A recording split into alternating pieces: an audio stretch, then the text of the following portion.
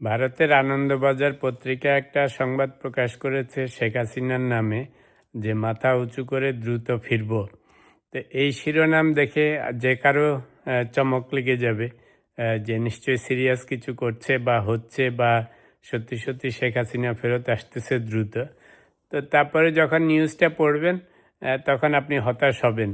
তো একটা মজার ট্রেন্ড হচ্ছে যে আজকাল সোশ্যাল মিডিয়ার যুগে সোশ্যাল মিডিয়াতে ব্লগাররা, ইউটিউবাররা আচ্ছা চমক সৃষ্টি করে। অনেক সময় দেখবেন বড় বড় টাইটেল থাকে, ভিতরে ঢুকলে দেখবেন আসলে কিছুই নেই। তো সেই ট্রেন্ড এখন বড় বড় পত্রপত্রিকার মধ্যেও ঢুকে গেছে। চিন্তা করেন, আনন্দবাজার পত্রিকায় এই টাইটেল দিয়েছে, মনে হবে জানি সাংঘাতিক রকমের আহ, ঘটনা ঘটতে যাচ্ছে। তারপরে পড়ে দেখবেন ওখানে কিছুই নেই।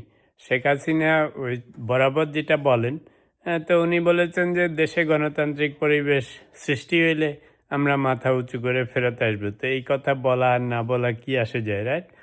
যাই হোক, একটু হতাশ হয়েছে যে আনন্দবাজারের মতো একটা বিখ্যাত আম, বড় পত্রিকা এরকম নিউজ করে মানুষের দৃষ্টি আকর্ষণ করার চেষ্টা করতেছে সোশ্যাল মিডিয়ার সেলিব্রিটিদের মতো।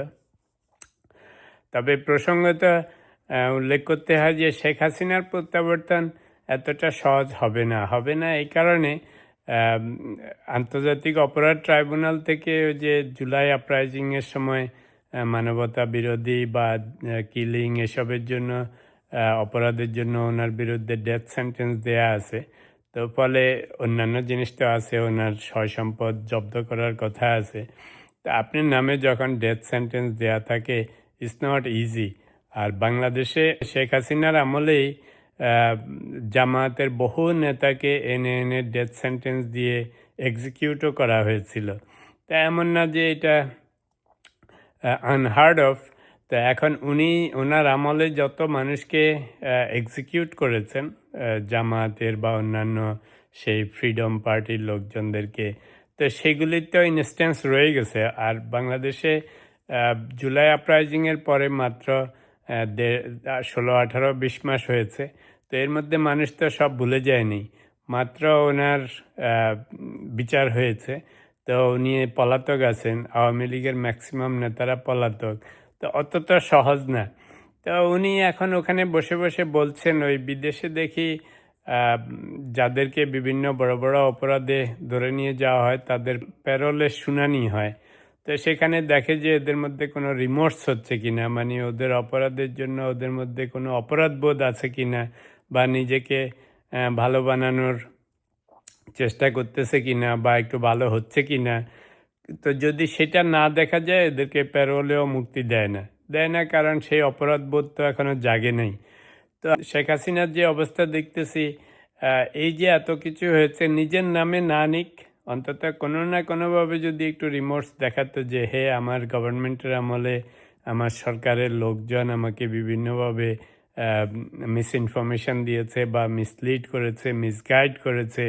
তো অনেক কিছু আমি বুঝি নেই, খেয়াল করি নেই, আমার অগোচরে হয়েছে, তাও বোঝা যেত যে কিছুটা রিমোর্স হচ্ছে, মানে কিছুটা অপরাধবোধ আছে ওনার মধ্যে। সেটা নাই আনফর্চুনেটলি। তো যে সমস্ত অপরাধ হয়েছে, সেই গুণ, খুন, নির্যাতন, দুর্নীতি, শেষের দিকে জুলাই অগাস্টে যে সমস্ত হয়েছে, তো সেগুলি তো হয়েছে। এখন যেহেতু উনি সরকার প্রধান ছিলেন, ইদার ওনার প্রত্যক্ষ অর্ডারে হয়েছে, প্রত্যক্ষ তত্ত্বাবধানে হয়েছে, অথবা ওনার গভর্নমেন্টের লোকজন অতি উৎসাহী হয়ে করেছে, বা বিভিন্ন ফোর্সের লোকজন। তো সেটার জন্য তো যে সরকার প্রধান, তাকে তো দায়িত্ব নিতে হয়। যদি সেগুলি করতেন, রিমোর্স থাকতো, অপরাধবোধ থাকতো, তাহলে মানুষ একটুখানি সিম্প্যাথাইজড হতো, রাইট?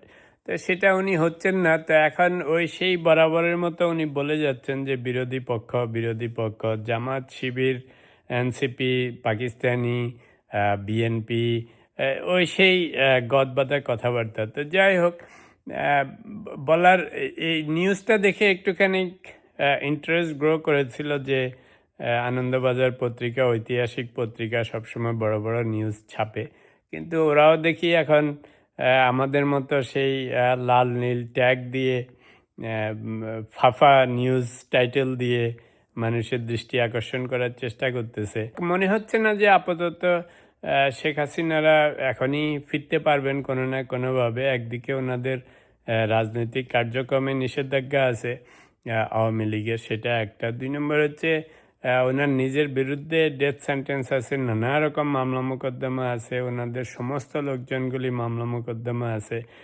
সব যে ওনার নিজের কারণে হয়েছে তা না, সবসময় বাবলের মধ্যে যারা থাকে, ওনার আশেপাশে যারা চাটুকার ছিল, নানা রকম কুচক্রী মহল ছিল, আহ, তারা সবাই মিলেই করেছে, পুকুর চুরি করেছে করে, তো এখন সরকার প্রধান হিসাবে তো সব ওনার ঘাড়েই যাবে। তো এই জিনিসটা থেকে যেন আমাদের বর্তমান সরকারও একটুখানি শিক্ষা নেয় যে সব চাটুকারদের মধ্যে সবসময় থাকতে হবে না। তবে তারেক রহমান সাহেবের একটা গুণ দেখতে পাচ্ছি, উনি এখনই ওনার মন্ত্রী মিনিস্টারদেরকে মাঝে মাঝে পাবলিকলি ইভেন সংসদে কন্ট্রোল করার চেষ্টা করতেছে যে অতিরিক্ত চাটুকারিতা করার দরকার নেই। এটা ভালো। তারপরে উনি নিজেও মাঠে ময়দানে গণসংযোগ করতেছেন, সাধারণভাবে চলাফেরা করতেছেন, ফলে দেশের অবস্থা, দশের অবস্থা স্বচক্ষে দেখতে পারতেছেন। সব কিছু যে চাটুকারদের মাধ্যমে শুনবেন তা না। But again it's too early two comment. Hopefully উনি এটা কন্টিনিউ করবেন, যাতে শেখ হাসিনাদের মধ্যে একটা চাটুকারদের বাবলে পড়ে না যান, যাতে দেশে কি হচ্ছে ঠিকমতো, জনগণের পালস কি, জনগণ কি চায়, সেগুলির থেকে যেন দূরে সরে না যান।